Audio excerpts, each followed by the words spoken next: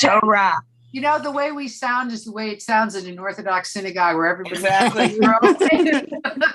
that's great. Okay, so I have two things. I put out two things if you downloaded them, but I'm going to put them up. But we're going to continue with the story of Zipporah, which was Moses's wife, who was Moses's wife. And there is the incident. We're just going to complete a little bit about this bridegroom of blood thing that we were talking about. And then we're going to talk about the incident with Miriam and Seppora, which is a very interesting incident where Miriam got really punished for speaking about Seppora. And the Midrash and the rabbis have believed that this was not a gossip, a negative thing, but it was something positive, which we'll look at. And then I want to study a little bit, hopefully we'll have time, to look at the laws from the Talmud about gossip, about talebearing, because some of them are extremely surprising. And I think you'll be surprised. So I'm going to start with the share of the Zipporah. Okay. And we had read the whole first part about Zipporah and how they met at the well and he got married. And we were at this very odd event that I'm just going to review, where it's just a short excerpt.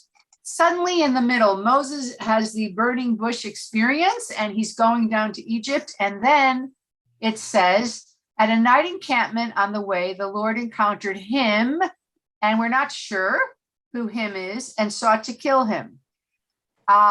So Zipporah took a flint and cut off her son's foreskin and touched his legs with it. Who's his legs? Is this Moses or is this the baby, or the son? He's not a baby. Is it the son's legs? But it then says, you are truly a bridegroom of blood to me. So that looks like she's saying that to her husband. And when he, capital He meaning God, left him alone, she added a bridegroom of blood because of the circumcision. So it's a very strange excerpt about Seppora and circumcising. And what did it mean? So we're going to look at the Midrash and what it says. We sort of talked about it. And I want to remind you that one of the Midrashim that we talked about last time was that perhaps Zipporah's father, Yitro, told Moses, you could marry my daughter if you make your first son a pagan. In other words, follow the religion of my tribe. So perhaps, and this is that this older son, Gershom, was never circumcised. And perhaps, as long as he lived in Midian, it was like he was under the gods of that country, but now he was leaving, going toward the people of Israel. But why God would kill him is not answered. So let's just read a little bit about this. So who would like to read this? Could you enlarge a little bit? I'm sorry, what? Could you enlarge the print a little bit? Oh, it's pretty large, but sure. It's like 18. I'll make it 20. Okay. So who would like to read? Cindy, why don't you? In the biblical account, when Moses and Zipporah were on their way to Egypt, they stayed in a night encampment where they were in mortal danger. The Lord encountered him and sought to kill him. The predicate of this verse is unclear. It might refer to the child, for in response, Zipporah cut off her son's foreskin and thus saves his life. Another interpretation, however, has this danger hovering over Moses, and in order to save him, Zipporah circumcises their son. The latter understanding is based on Zipporah's declaration in the following verse that you are truly a bridegroom of blood to me, which is directed to her bridegroom, Moses. Okay, so that's what we saw. But, in the Midrash, and certainly at certain times, there is a very strong belief in demons, devils, Satan. That was a very strong belief. And actually, the Hashkivenu prayer, if you translate it, it says, protect me from Satan, but we never use that in the modern translation. So there is this idea of the evil eye or an evil forces in the world. So let's. You realize that's why I put olive oil on my door. Okay, that's probably smart. Okay, Risa, you want to read? Sure. Another interpretation, however, You has get this that one. The next paragraph. both possibilities. Yeah. Both possibilities appear in the Midrashic expositions. One is that Satan sought to kill the uncircumcised baby, and the appellation a bridegroom, chatan, of blood, was given to the child himself, who thereby became a chatan, the title given to the child who undergoes circumcision. The second position is that Moses was negligent regarding his son's circumcision. Af and Hama, the destructive angels of wrath and anger, came and swallowed Moses, leaving only his legs. Oh, that's cute. Weird. How did Zipporah know that Moses' life was threatened because of the circumcision? When she saw that they swallowed him until the place of circumcision, she understood the danger, took a piece of flint, and cut off her son's foreskin, whereupon the destructive angels relinquished their hold on Moses. So that's in the Midrash of this story, which is, it's so interesting that the rabbis or the writers of this would go to such a, believed in all these evil forces, that there were two angels, Af and Chema, wrath and anger, who were going to devour him. So why Moses was in danger and why they cared about circumcision, we don't know. But says the Midrash explains how Moses and Seppora could have had a son who had not been circumcised. And we talked about this. When Moses asked Jethro to marry his daughter Seppora, Jethro told him, if you accept the thing that I will tell you, then I will give you in marriage to you. And Moses said, what is this thing? To which Jethro replied, the first son born to you shall be for idolatry, and your following sons will be for heaven. And he accepted his condition. So that explains why they were, the first one was uncircumcised. Okay, so that's, and then, but once he left, their home place, he was released from the vow. Okay, so now, it's so interesting that blood is like the retribution, or it's the, redemption for it. Okay, who would like to read? Penina, you have a comment. Yes. You're muted. Yeah, I see it as the blood is belonging to the same family. It's the same blood, like the family. She was outsider, but the minute that the son was circumcised as a Hebrew, she felt that this connection makes her a part of the tribe, a part of his family. And that's where the blood comes in. Oh, that's interesting. So the blood is symbolic of now we're all from the same blood. Exactly, because the whole idea was that there were tribes at the time from the sons of Jacob, and each tribe got later a piece of the land. They were assigned properties, they were assigned sections with each tribe so they wouldn't fight among them, received a portion. And they had to raise their flags to show their belonging to certain tribes before they entered the land. So now she would have been an outsider, and her son also. So that circumcision made them both one family as a member of the tribe, of the family, one of the family of the Hebrews. And yet, and being not a member of the tribe then implies that you later on they wouldn't get a portion. You could be killed. Not necessarily killed. They Well, won't be a part. They would be like the other nations who lived in the country. They're not a member of the Hebrews. Right, but I'm saying that here they're trying to kill the child or kill Moses or something. I don't think so. I didn't see it. I just saw it as a Okay, action. I like that. I just didn't read it that way. Okay. Maybe Read the next part, Penina. Here, Zipporah's actions, because this is interesting. Where is that? Here, I'm I'm looking to see where is it? the top of the second column. top of page. Oh, okay. Zipporah's actions led to a Talmudic discussion of the ability of women to perform circumcision. Okay, I'm glad. I mean, I agree with that. It's possible. Go ahead. States they must be circumcised. Literally, he who is circumcised shall circumcise, from which the rabbis deducted that only one who is circumcised may circumcise others. This is a rabbi thing. I don't know. So the rabbis are discussing it.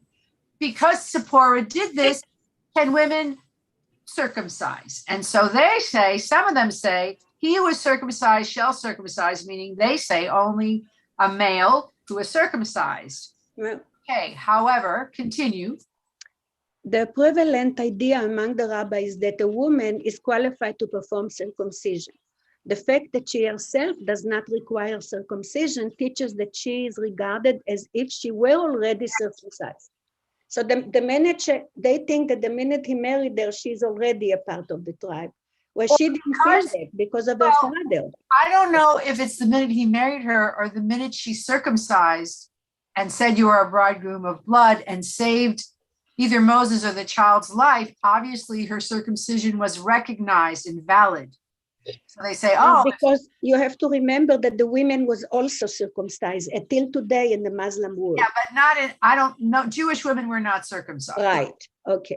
Okay, finish the last. An opposing view, however, argues that the woman is not deemed to be as if already circumcised. This commandment is not relevant for the woman. And since she herself is not circumcised, she may not circumcise others. Okay, whatever. Okay. It happened anyhow. So. Okay. Actually, in LA, I think I told you, and I did a bris, there is one woman who's a moil. Right. It is a very funny little anecdote that I did it with her. And then I started with a new doctor, a new internist, because my doctor, she retired. And he was in her office, and I knew that he had actually studied medicine at Tel Aviv University, and he was a nice guy. And we started talking, and he said, "Oh, you're a rabbi? My wife is a moil." And this was his wife. She's a urologist and the only woman moil that I know of. 1 second, Merle. So I want to ask you, would you feel comfortable? I don't know what you're going to say. I think I know, but if a woman was the moil at your grandchildren's circumcision, how would you feel about that? Yes. Merle. Not a problem. Wait a minute, Merle, you wanted to say something? Well, we have a very good friend here who's a female pediatrician, though we didn't need a moil for either girl. She was trained by the program at HUC in Los Angeles, and she is a moil, and she's done several circumcisions for friends of Sharon and Jason's. Okay, so let me ask you, would you feel better if it was a woman, or the same, or what's your feeling? I'm just curious. Better. I don't know that I'd feel any different, to be honest with you. Who else? Somebody Better. Who said Better. better? Donna. Oh, why? Because I'm all for women power and women having a place in the world, and it's been long enough already. Okay, any other opinions one way or the other about it? It wouldn't It's a bother good me thing. either way, or be an advantage either way. So I'll tell you what's very interesting about this woman. She's the only one I've ever seen. Before she does the actual circumcision, she gives the baby, with the smallest needle possible, a tiny little shot of Novocaine. So she actually numbs the kid so that he doesn't really feel it, because she seems to be, and the sensitivity to that, I thought, that's a mother. Yeah, but there are men who do that too. Yeah. Painful. Oh, and they say, oh, you give it a little wine, he doesn't feel it, blah, blah, blah. She says, I'm numbing this so that it's not this trauma. Yes, Stacy. I want to ask you a question, Rabbi, and maybe this sounds really ignorant, but I'd like to ask it and then also mention something in context. Why? I mean, I've always understood that we circumcise boys, but number one, why do we do that? And number two, I've always understood that, like, female circumcision, I think one of our friends here mentioned something about that Muslim women do it. I have a friend who was raised Muslim, and she talks about how barbaric that is and how it was done to her. And then I also have a friend who's no longer alive, but he was a pediatrician, and he thought that circumcision was a very, I don't know if he would say it was barbaric, but he said that it's very painful for the child. And so I guess I just don't really know too much about it. I'm pretty ignorant about it, but why is that such a thing? And then, women and, I mean, I don't care if the woman's a more, that doesn't, I just trying to understand why Circumcision. in this tradition. So in the Torah, Abraham is commanded to circumcise himself and his son, Ishmael. And it became this Covenant. sign of a covenant between God and men, or the Jewish men, or whatever. I did some research on it, and apparently in the ancient world, Jews were not the only ones, or Hebrews, he was a Hebrew, wasn't a Jew yet, were not the only ones who circumcised. Now, there is this idea of the sacred phallus, or the sacred penis. And I talked about this. It's also in the Torah, where Abraham tells his servant to make an oath. And when he makes the oath, he puts his hand on Abraham's genitals. And that's why the word testimony comes from testes, because they used to make their oaths, their solemn oaths. So it seems like perhaps the penis, or the testes, or whatever, were the most precious, or, the jewels, the most precious part, and you gave some to God, or you connected to God through that. It's very ancient, and we still do it. I mean, it's one of those things where we just keep doing it, and I don't think we're going to stop. But it's in the Torah and whatever, and that's why I really respect this woman Moyle for saying, I'm going to numb this, because I'm not saying I can't, I'm going to stop, but I'm going to make it as least painful as possible. Just 1 second, Reese, I'm going to call on you. Female circumcision, which we don't do, my understanding is the only reason was to take away sexual pleasure from the woman, so she wouldn't be promiscuous. So she wouldn't have, it's horrible. It's extremely painful. It's damaging for the rest of your life. And it's so she won't have pleasure from sex, that she'll only do it for procreation, that she won't cheat, that she won't sleep with anyone. And who would want to after that horrible pain? You know what I mean? So it's a completely different intention. So that's that. So, and Rabbi, what do you think about, so do you think that that's a good thing, that this woman Moyle is anesthetizing? I do. I do too. Yes. I think it's fantastic. Yeah. I think it put the kid to sleep altogether. Yeah, I agree. Just a second, Risa, you wanted to say something. I don't know how you're going to like this, but you're talking about numbing and making it easier. I have 3 grandchildren who are MENA children, Middle East, North African, because they come from Syrian Aleppo Jews. Right. When the first one was ready for his circumcision, in comes a great big chair of Elijah on a truck, and it's put into the house, and in comes the Moel, and there's all kinds of people around, etc. And the Moel has his little fingernail, very, very long, and that's how they remove. Oh, God. And my grandson wound up in the hospital in the emergency room 3 days afterwards because he was still bleeding. And that still goes on today. I think that's awful. It's awful. Horrible. And Horrible. yeah, I agree. Derek. It's terrible. Today in New York, based in Brooklyn, that's the Moel and the chair. Yes. That just gives me the creeps. Isn't that horrible? It's horrible. Awful.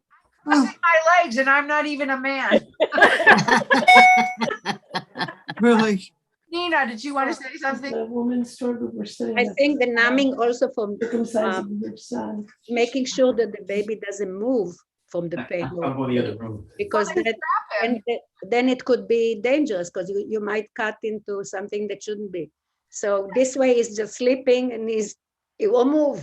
I mean, the way that when I was growing up or whatever, and I'm sure they still do that, they would put some gauze in some wine, get the And baby, suck the to go baby, suck sleepy on and it. strong. But then they would always say, "Oh, it doesn't hurt." I don't believe it. The baby would cry. Some babies would cry for, a long time. Merle and then Stacy. I was gonna say, I don't think that giving them wine, or some doctors, some oil will give them schnapps or whatever. I don't think that that's any different than numbing them. I think that I would rather be numbed in some light way than giving a baby some kind, I don't know. What do they do with the alcohol? Do they just put it on their tongue? It's a They suck it. They suck on it. and they suck it. Yeah. Oh, all right. My But husband fell asleep. My husband fell asleep. I don't have a problem with that, but I think numbing just makes more sense. Well, that's the woman, the only one that I ever saw. Okay, Stacy, just saying. One other thing I just thought I would share with you all. This friend of mine who was a pediatrician said that circumcising a young child, a boy, it's like cutting a lot of their nerves that really should not be mutilated. That was how he described it to me. He said it was, from a medical standpoint and a physiological standpoint, he thought it was damaging because you were cutting nerves and cutting, vital parts of your nervous system. I just add that because that's what I was told. Right. And also, though, medically, apparently, if it's still true, I read that women who have sex with men who are circumcised have a much lower rate of cervical cancer. Right. Men True. are not circumcised. That's interesting. Because I guess they are, you have to, if you're not circumcised, cleaning the penis is like more difficult. You have to pull back the skin, blah, blah, blah. And I don't know, bacteria, I don't know. But that is also a medical fact. But I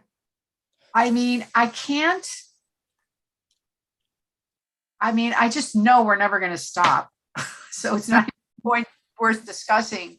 But to make it as least painful as possible is, and I did see this, I was there when she did it, the woman Moyle, and I'd never seen that before. Sharon. When I had my son many, many, many years ago, I grew up in an observant household. And when it came time that I had a boy and he was going to be circumcised, I didn't want him to do it.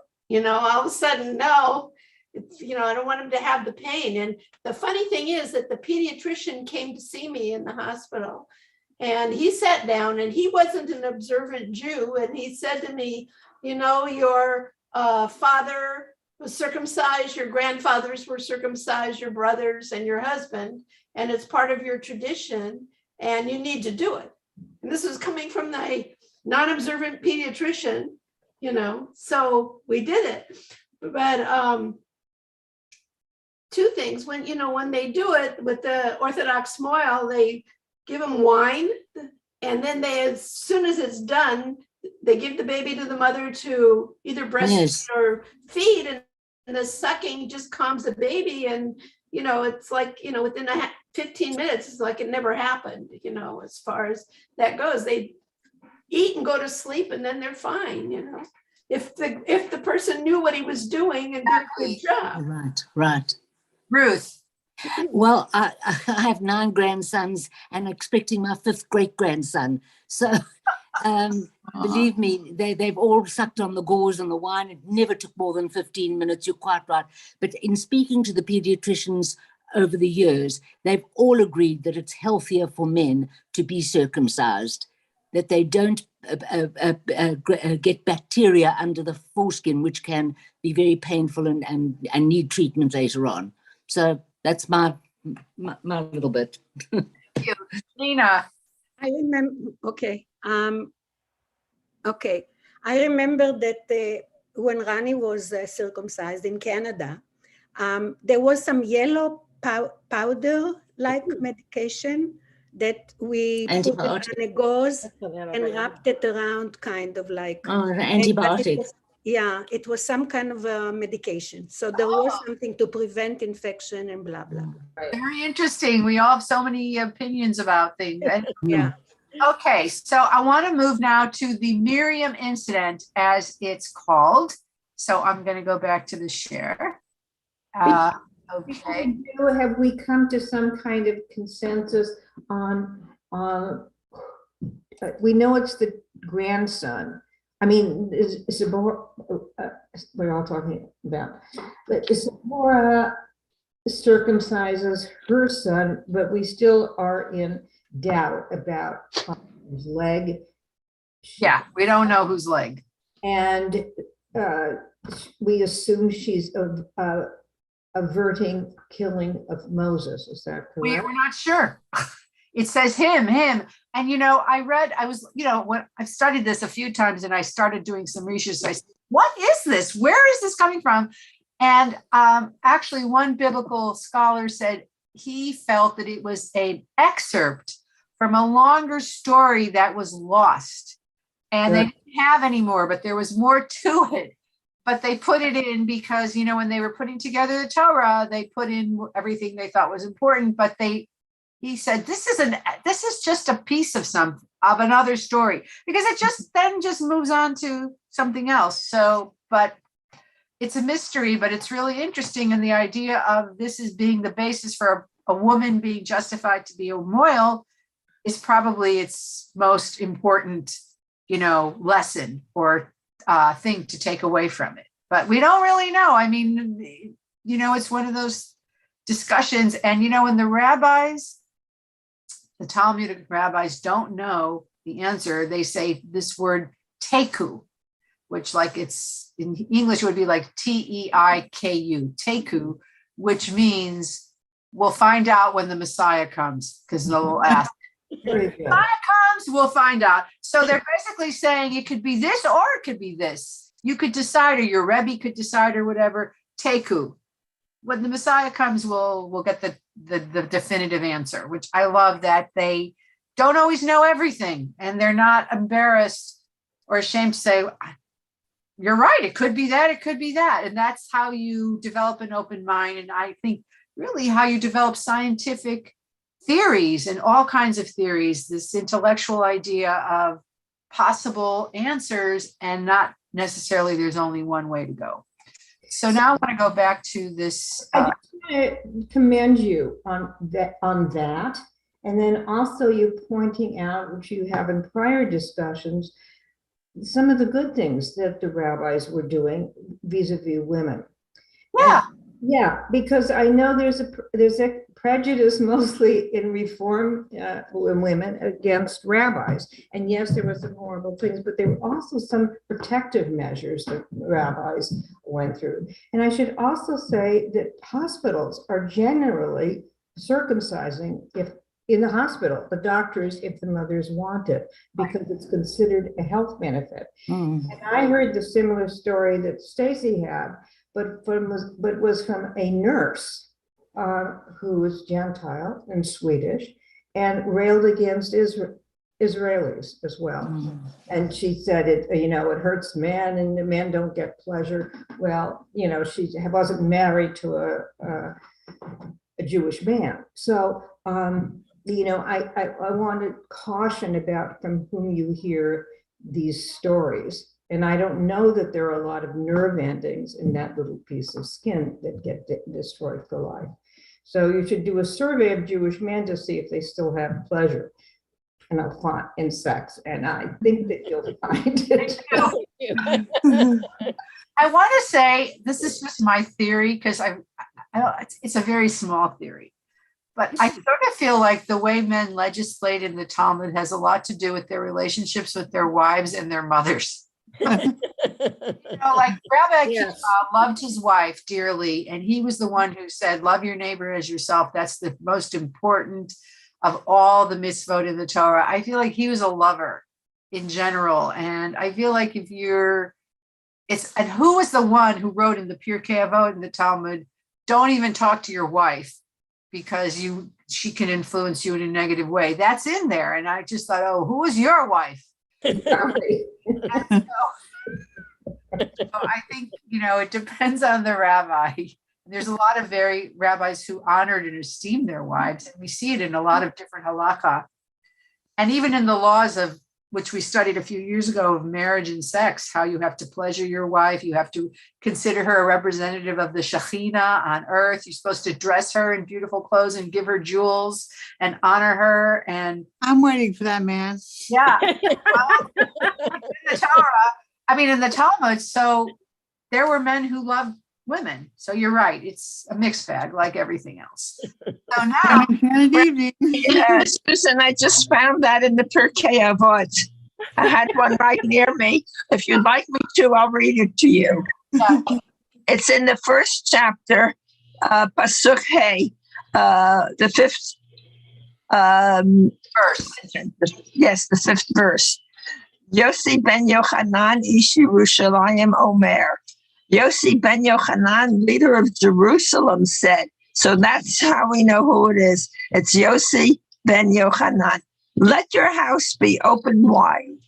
Treat the poor as members of your household, and do not converse excessively with a woman. They said, that one's wife. Surely it applies to another's wife. Consequently, the sages said, anyone who converses excessively with a woman causes evil to himself, Whoa. neglects Torah study, and will eventually inherit Gehenna, which is kind of like hell. Oh, that's Yes, and Oh, man. Marriage. He had a bad marriage. Yes. That marriage, yeah. A bad one, don't do it, and especially not with your own wife. okay. And I've said this a million times. A lot of times when they say don't do something like that, it's because everybody's doing it. He wasn't talking to his wife, but everybody else was enjoying their wives. No, you shouldn't be talking to your Well, wife. I want a man I can talk to. Exactly. And they want a woman. Women give great advice. Many rabbis depended, Probably better advice than men. and a lot of rabbis depended on their wives. Yeah, They were partners in their work together, so, okay. Now we go to. Can I say one little sick joke just for a moment? Sure. So he takes out the secretary and he says to his partner, you should take her out. Let me tell you what an evening that was. It was so great. She's better than my wife. And the partner said, Oh my God. your wife never. Oh, that's funny. Actually, I heard one like that. A marriage broker goes to a religious family and they were looking for a wife for their son. So the guy says, I have the perfect girl. She's beautiful. She's religious. She's learned. She keeps kosher. She loves children. She studies. She's kind. She's perfect. And so the parents are very excited. And then the son says, well, wait a minute. Is she good in bed? And the marriage broker says, some say yes, some say no. Oh my God. Oh, yeah. Okay. Zipporah, here we go. So this is a part, I'm not going to do this part about him sending home. I want to go to this part here. Okay. This is really interesting. I'm going to make it big. We can see it about Zipporah. And it's a very, okay, I want you to, first let's start, let's see, let's go to, wait a minute.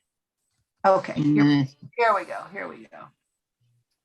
Miriam and Aaron spoke against Moses of the Cushite woman he had married. Cushite means black, okay? A Cushi is a black person. He married a Cushite woman, she says. Or she said to him, or then they said, has the Lord spoken only through Moses? Has he not spoken through us as well? The Lord heard it. Now Moses was a very humble man, more so than any other man on earth. Suddenly the Lord called to Moses, Aaron, and Miriam, come out, you three, to the tent of meeting. So the three of them went out. And the Lord came down in a pillar of cloud, stopped at the entrance of the tent and called out, Aaron and Miriam. The two of them came forward. And he said, hear these my words. When a prophet of the Lord arises among you, I make myself known to him in a vision. I speak with him in a dream. Not so with my servant Moses. He is trusted throughout my household. Oh my God, that's interesting. I never noticed that. Household. God has a household. With him I speak mouth to mouth, plainly in riddles, and he beholds the likeness of the Lord. How then did you not shrink from speaking against my servant Moses? Still incensed with them, the Lord departed. As the cloud withdrew from the tent, there was Miriam stricken with snow white scales, which is leprosy. She got like a skin disease. When Aaron turned toward Miriam, he saw that she was stricken with scales. Not him, notice. And Aaron said to Moses, oh, my Lord, account not to us the sin which we committed in our folly. Let her not be as one dead, who emerges from his mother's womb with half his flesh eaten away. So God cried out to the Lord, saying, oh God, pray heal her. El na rafan Allah. That was the first Misha Berach, the shortest prayer for healing. El na rafan Allah. But the Lord said to Moses, if her father spat in her face, would she not bear her shame for 7 days? Let her be shut out of camp for 7 days, and then let her be readmitted. So Miriam was shut out of camp for 7 days, and the people did not march until Miriam was readmitted. Okay, this is an amazing story. Okay, so what happened? What happened here? And what were they saying that was so terrible in your opinion? They were slandering Moses because he married a black woman. Okay. All right, Cindy? Yeah, that's what I was going to say, that she was being a racist and she was condemning her brother for marrying Zipporah. And then she was punished for gossip, although Aaron wasn't. And she got the leprosy. Moses prayed to heal her. She had to isolate for 7 days, and then she was healed. Okay. Any other opinions about, okay, so do we all think that she was slandering Moses? No. Okay, what do you think, Susan? Well, I think that first of all, we had discussed this at one point before, so I admit that, but it's, they could have been concerned for her. I think you have a whole different paradigm here, that he's not paying any attention to Zipporah. He's going about his business leading the people, the 600,000 maybe. I mean, that's a pretty big task. And that often happens with leaders, with presidents and congressmen and the like, that lead their significant others, their wives and their family, because their responsibilities are so large. So I think it's a critique of that. And I don't know, I was just going to look it up. I read someplace that Cushite does not mean black. Well, it does mean black, but it means other things too. But and just looking at that perspective with our racist kind of paradigms here, that everything is in terms of race, but it was an area, Cushan, and Cush. That's right. Yeah, Cushan is like. I just want to ask what you think this means. What does this mean, everybody? After they say she's married to a Cushite woman, they say, has the Lord spoken only through Moses? Has he not spoken through us as well? So what does that mean? They were resentful. Of what? Jealous. Of what? Back into Moses was being spoken to by the Lord, and they were like, aren't we being spoken to by the Lord too? Yeah, but what does that have to do with being married to a Cushite? Okay, Penina. They shouldn't be prejudiced. It's not supposed to be something that's supposed to separate her from the rest of the people. But why are they saying God? They say he's married to a Cushite woman. He's married to a Cushite. Has not God, whatever they say? Aren't we also being? Yeah, we are all the children of God. That's what they meant to say here. Okay. Because she was married in Cush doesn't mean that she's not one of the children of God. So are they criticizing her when they say he's married to a Cushite? In a way, yes. In a way, yes. Okay. Any other? That's why the sentence came out later on by Rabbi Akiva that says, "Ve'ahavta l'reacha kamocha." You should love your child, your friends like yourself. Okay. There was a need to show that all, because if they would do it to her, they have to do it to the other 60,000 who came with him. So so the thing is that it was a lesson not to be prejudiced, that you should include people who chose to be a part of the nation. Okay. My take on it. Okay, Meryl? No, I was going to say pretty much the same thing, but also I'm thinking that because she came from somewhere else, she wasn't a part of their tribes, that was another reason why didn't he pick somebody that was part of their tribe, or part of their group. An Israelite. Right. Okay. Exactly. So the rabbis say, the commentaries say something completely different. Completely different. They say, first of all, we have to recall that after Moses came down from the mountain, he had all this light, like a halo of horns of light coming out of him, and he wore a mask. If you remember, he had to wear a mask all the time because there was too much holy light coming from him. And basically, he abstained from being intimate with Zipporah. He stopped having sex with her. He stopped being with her. He neglected her. And she was very sad. And there's another place in the Torah before this where these two other Israelites have the gift of prophecy. They're prophesying.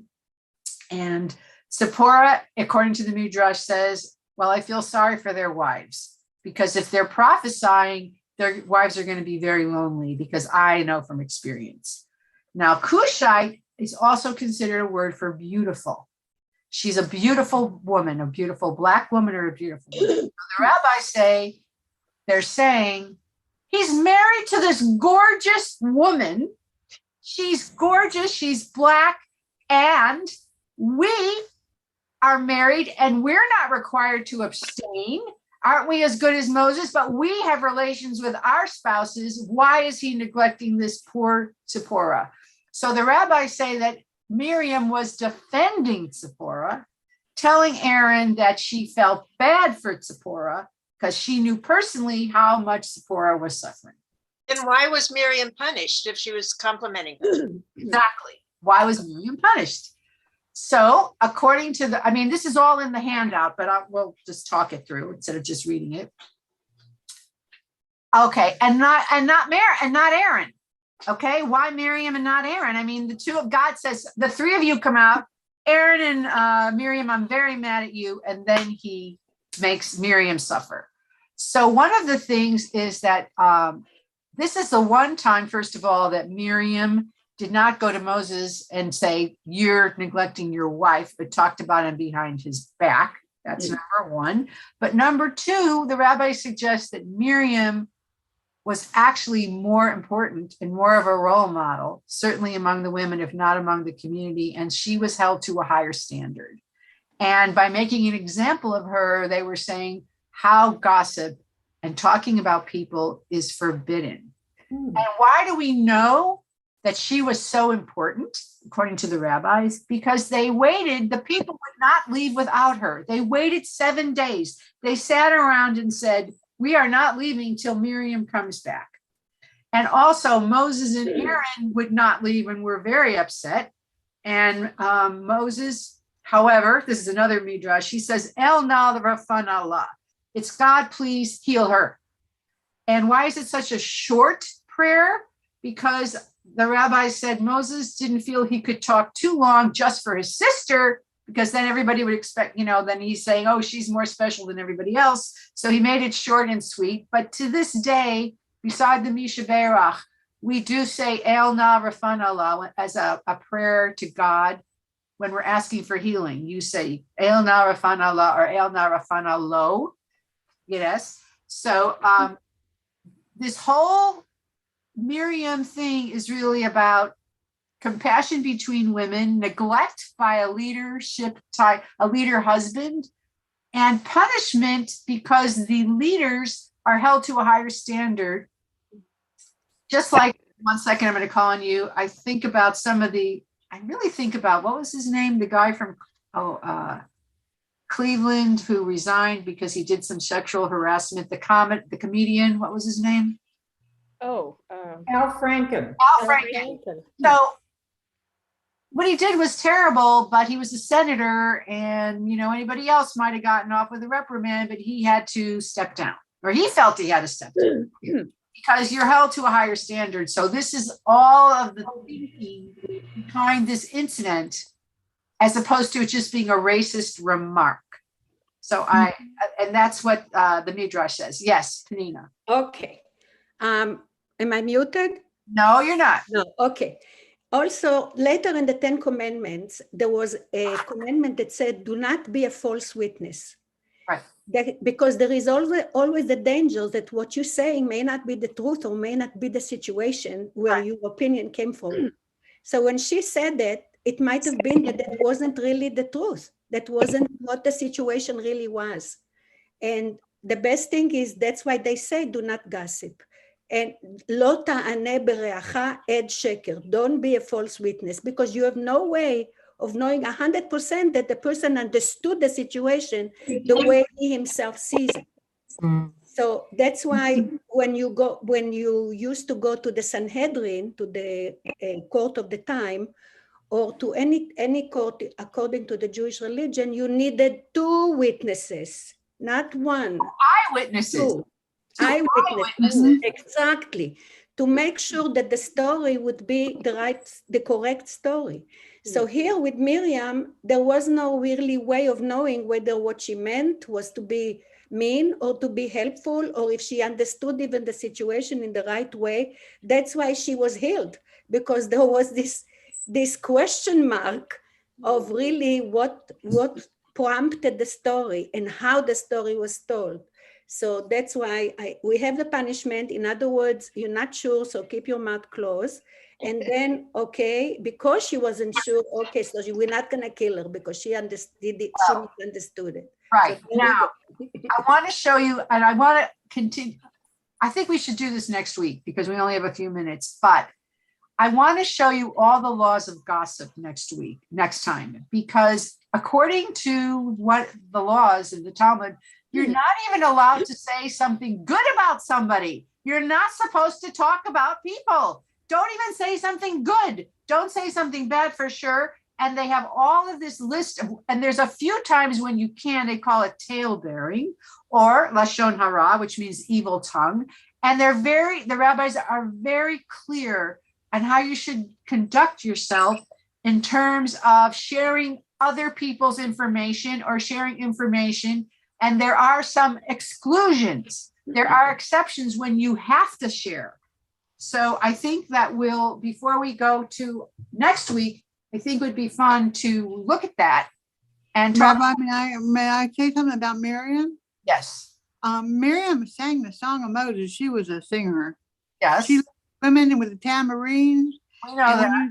When you sing unto God, that voice, what you speak, what you say, like the anointing of the ear and the feet, the oil, you have to be careful where you stand, what you hear, what you see, and what you say, and what you do.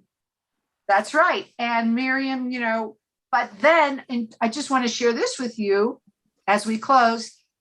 I have read a contemporary commentary on this event who does read it. It wasn't a Jewish one, that Miriam was racist and that the punishment was, well, you don't like black? I'm going to make you as white as possible. I'm going to give you white scales that are going to fall off. So, I mean, I read that, which I thought was interesting. I love Miriam, so I don't want to think she was racist. But that was an interesting thinking, like what was the punishment? To become the whitest of possible white on your skin. Wow. But on the other hand, we know leprosy or that skin disease was considered a punishment for many things. So I don't think that's why. I think that was just like the punishment from God that people got. But I thought that was interesting. I just share that with you because it's always interesting to hear through different lenses and different people.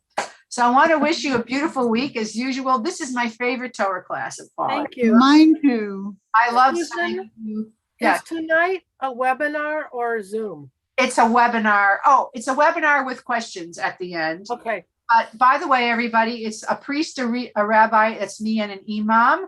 They're so smart. We're going to talk about Islam, Christianity, Judaism, how we see God, how we see our texts, death, if we get to it, life after death, because we're going to do a couple of them. Wow. But basically, and Muslims and the Christians will be watching too. So we're all going to join and watch and ask questions and learn from each other. And you'll see how similar we are in some ways. Oh, certainly forgiveness, which is very different in each tradition. So it'll be very interesting. So I hope 7:30. it's at 7:30 We'll see you at 7:30. Yeah. See you tonight. Susan, I have another question. When they announced that, they said that services next Friday night, not this Friday night, but a week from, are at Wilshire, at Hermes. No, they said it at Glazer. Glazer. And it didn't say that it said specifically it's not going to be on live stream. And I don't understand why. That was one of, Risa, that's one of the ones that Lisa and Joel do, or that's this Friday. That's this Friday. One of them is not live streamed, but the other one. There are two. No. I'm talking about a week from Friday. A week from Friday, if we're doing two, only one is live streamed. Right. There has to be another one. I didn't say that. That's why. Just double check the message. I will. Is that the one that came out this morning? Yesterday. Oh, okay. Okay. Yes. Yeah. A couple things, Rabbi. So we're doing your Torah study still every 2 weeks on Wednesday? Yeah. Okay. And then the Zipporah, incident. Yeah. Yeah. Will we be working with this like next time, or No, is it next time we'll be doing the one on gossip. Oh, okay. So in other words, there'll be something else that we can print out? Yeah, I actually put it up this week, but I'll put it up again. I always put it up, even if I put it up before. Okay. And then we may move on to another woman. We'll see how long our discussion lasts. Okay. And last question. Is the webinar, is it the same way to access it online as you do Zoom? Okay. Okay. Thank you. You're welcome. Yes, Merle, you have a question? It looks like the one on the 25th is in person and not live streamed, and it looks like the one on the 4th of March is also not live streamed. They're always live streamed. Well, that's why it says not live streamed. I don't know if it's a mistake, and I don't know if there's another service going on. Hannah, are you listening? I'll find out. Yeah. Yeah, Hannah? I am listening, but I don't know. I know what Reese is talking about because I saw that too, that they said they're not being live streamed. I don't know. Okay. If that means that's because normally what Rabbi Nanus is correct. If one of them isn't being live streamed, it's because one is. That's another that one. means we're having two. That's what but it doesn't refer to another one. That's the confusion. I don't know. So they might have just gotten the list. I don't know. I'm not Okay. sure Well, about. we're having a meeting with communications at 2:00 today. Perfect. Thank you. Perfect. Thanks, Susan. Thanks. Thank you so Susan. much. Thanks. Thank Should you. we- Bye. Make a Zoom with you, Marilyn, me and Nan? Tomorrow? I mean, Friday morning. Can we do it Friday morning? I'm totally. Yeah. Okay. Marilyn, you good? Yeah. All right. So I'll have Hannah send it. Cindy, when's the ladies' Seder? It's- April 11th, Monday. Okay, everyone. I have to eat lunch quickly because I have another meeting. Have a good Great day. tonight. Thank you, guys. Thank you, Rabbi.